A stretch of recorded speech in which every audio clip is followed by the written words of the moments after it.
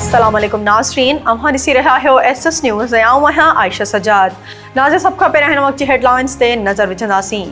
मोरो वेझो कार इल्ज़ाम हेठि जवाबदार औरत ऐं नौजवान खे क़त्ल करे छॾियो।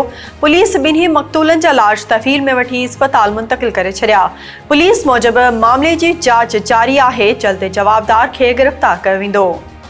तलहार भरिसां नौजवान गटर नाले में ॿुॾी फोत थी वियो। पुलिस लाश तहवील में वठी इस्पताल मुंतक़िल करे छॾियो, जितां ज़रूरी कार्रवाई बाद वारसन हवाले कयो वियो। वारसन जो चवणु आहे त नौजवान जो ज़हनी तवाज़ुन ठीकु न हो।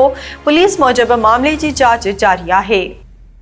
ठुल भरिसां नांग जो कखियल नींगर इस्पताल में इलाज न थियण करे फोत थी वियो। वारसन जो इस्पताल इंतज़ामिया मथां ग़फ़लत जो इल्ज़ाम, आला इख़्तियारनि खां जांच जो मुतालबो। कंडियारो भरिसां ज़मींदारी पुल तां पेर तिरकण सबबि नौजवान ॿुॾी फोत थी वियो। इतला ते हद जी पुलिस वाक़े वारे हंधि पहुची टोबनि जी मदद सां ॿुॾी वियल नौजवान जो लाश हथ करे वारसन हवाले करे छॾियो।